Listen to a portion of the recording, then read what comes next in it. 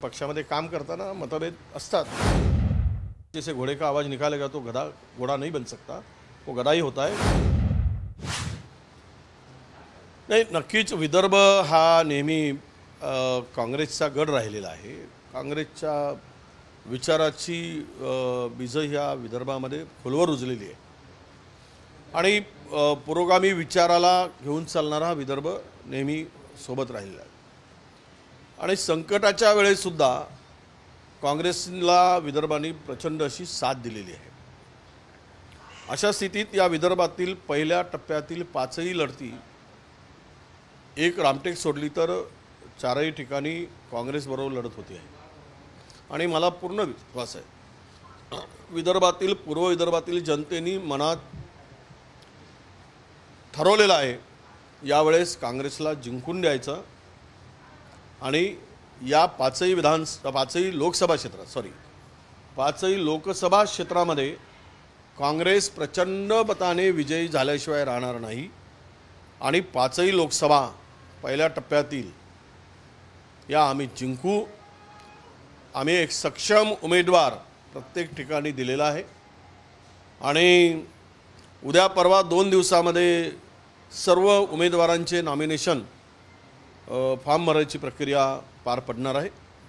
त्यामध्ये मी सुद्धा अनेक ठिकाणी नागपूरसह रामटेकसह मी जाणार आहे, कारण जिथे मला जाता येईल पाचही ठिकाणी जाण्याचा मी प्रयत्न करणार आहे। परंतु मला आत्ता जे दिसतंय भाजपच्या एकूण परिस्थिती पाहिली दयनीय कधी नव्हे अशी। गेल्या 14 आणि 19 मध्ये आपण पाहिलं आहे की उमेदवारी घोषित करताना त्यांना दमछाक झाली, त्यांना दुसऱ्याचे उमेदवार पळवावे लागले, अशी अवस्था काही ठिकाणी झालेली आहे आणि ज्या उमेदवारांना त्यांनी उमेदवारी दिली ते इच्छुक नाहीत, जबरदस्तीनं वरमाला त्यांच्या गळ्यात घालण्याचं काम झालेलं आहे काही मतदारसंघात। म्हणजे मला वाटतं की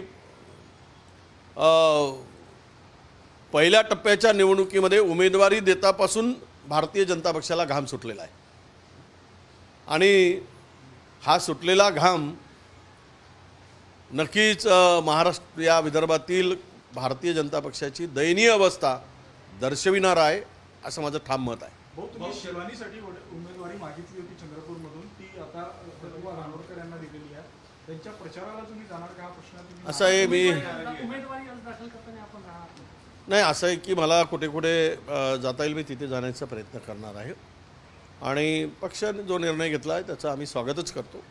उमेदवारी मागायचा अधिकार सर्वांना आहे, तो शिवानीला सुद्धा होता आणि त्यामुळे निर्णय अंतिम असतो हायकमांडचा।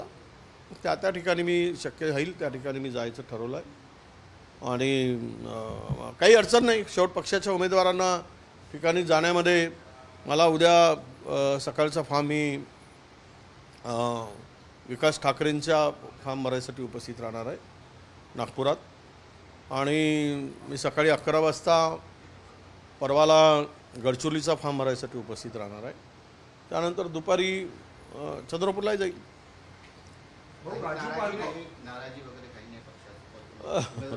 मी नेता आहे महाराष्ट्राचा, विरोधी पक्षनेता म्हणून तुम्ही मला महाराष्ट्रभर काम करायचं आहे आणि मी सांगितलं तुम्हाला की देशामध्ये भाजपची घोडदौड रोखण्याचं काम महाराष्ट्र करेल। संकटाच्या वेळेस महाराष्ट्रच उभा राहिला आहे। दिल्लीच्या तख्ताला हादरे देण्याची हिंमत आणि शक्ती ही महाराष्ट्राने अनेक वेळा दाखवलेली आहे। भाऊ, सकाळी राजू पारवे यांनी आरोप केला की काँग्रेसमध्ये हुकुमशाही सुरू होती, त्या हुकुमशाहीला कंटाळून त्यांनी काँग्रेसला राहणार असं आहे की काही लोकांना सत्तेमुळे शहाणपण सुचतो आणि तेही उशिरा सुचतो, त्याला ते कळलं असेल। 3.5 त्याला पक्षामध्ये आणून पक्षाची उमेदवारी देऊन आमदार करतपर्यंत त्याला हुकुमशाही दिसली नाही आणि आता लोकसभेची उमेदवारी गळ्यात पडल्याबरोबर त्याला काँग्रेसची हुकुमशाही दिसते। तर मला असं वाटतं की घोडा पुढे दौडत असताना घोड्याचा आवाज गदा काढतोय आणि स्वतःला घोडा समजतोय असा तो प्रकार दिसतो. आता प्रतिभा धानोरकर नागपुरात जेव्हा आल्या त्यांनी आभार मानले पक्षश्रेष्ठींचे आणि सगळ्यांची नावं घेतली. तुमचं नाव कुठेतरी वैयक्तिकरित्या त्यांनी घेतलं नाही, का टाळलं असावा असा प्रश्न अनेकांना पडतोय. माहीत आहे, कदाचित होऊ शकते गडबडीमध्ये माझं नाव कदाचित विसरलं असेल. त्यामुळे नावामुळे फार काही फरक पडत नाही. नाव घेतलंच पाहिजे असं नाही. मागच्या वेळेला महाराष्ट्रामध्ये चंद्रपूर एकमेव जागा जिंकून आली होती, त्याच्यामध्ये उमेदवाराचा यश होता, मात्र पडद्यामागून तुम्ही होता. यंदाही तसाच जोर तुम्ही लावणार चंद्रपूरची जागा का? नाही, उमेदवाराचं यश नाही, पक्षाचं यश होतं. उमेदवार काही फार वैयक्तिक कोणाचं काही चालत नाही. पक्षाच्या विचाराला लोक मतं देतात. ज्यावेळेस पक्ष आणि पक्षाची विचारधारा असते त्याला ती मतं देत असतात. आणि त्यामुळे विदर्भामध्ये संपूर्ण पक्षाचा घोडदौड सुरू आहे. चांगलं वातावरण आहे. त्यामुळे ते जिंकण्यामध्ये कुठेही अडचण नाही. चंद्रपूरच्या विजयामध्ये तुमचा महत्त्वाचा वाटा असेल. चंद्रपूरच्या विजयात तुम्ही किंगमेकर आहात. माझा सर्वच ठिकाणी वाटा असणार आहे. 5ही ठिकाणी माझा वाटा असेल. मी कारण आता जिल्ह्यापुरती मर्यादित नेता नाही आहे. त्यामुळे तुम्ही केवळ मला चंद्रपूर किंवा गडचिरोलीपर्यंत मर्यादित कशाला ठेवताय. जिथे जिथे माझी गरज आहे तिथे तिथे मी जाईल.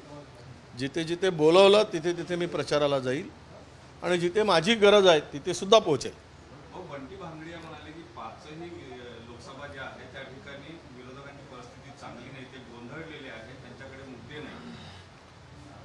जाऊ द्या, त्याला लहान पोरांच्याकडे बोलण्याकडे मी फार लक्ष देत नाही. धानोरकर यांचं विमानतळावर स्वागत झालेलं होतं तुमच्याकडून, किंवा काही स्थानिक लोकही तिथे गैरहजर होते काही. असा विषय वाढवून मला त्यामध्ये पडायचं नाही.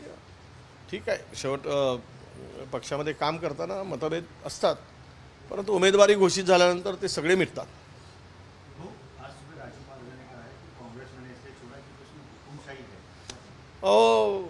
अच्छा, हे सौ चुहे खाके बिल्ली, आता ते पुढचं म्हणता येत नाही आम्हाला, कारण त्याला वेगळं पुन्हा स्वरूप येईल. पण त्याला कोण ओळखी कुणामुळे, सॉरी, सौ चूहे काके बिल्ली कहाँ चली, तो ये सबको पता है. तो सब कुछ जो उसको मिला है वो किस भरोसे मिला है, किसके वजह से मिला है, किसने दिया है. ये एहसान फरोश की जो बात होती है वो झलकती है. मैं यही उसको, कोई अगर कांग्रेस में हुकुम शाह की बात करता है तो मैं एक एग्जांपल मैंने दिया था. घोड़ा आगे दौड़ता है और गधा पीछे से घोड़े का आवाज़ निकालेगा तो गधा घोड़ा नहीं बन सकता. वो गधा ही होता है, घोड़ा घोड़ा होता है. Thank you. देश विदेशातील प्रत्येक घडामोडींचे लाईव्ह अपडेट मिळवण्यासाठी आता साम टीव्हीच्या सर्व सोशल मीडिया प्लॅटफॉर्मला लाईक, फॉलो आणि सबस्क्राईब करा. तसंच सर्व नोटिफिकेशनसाठी बेल आयकॉन प्रेस करायला विसरू नका.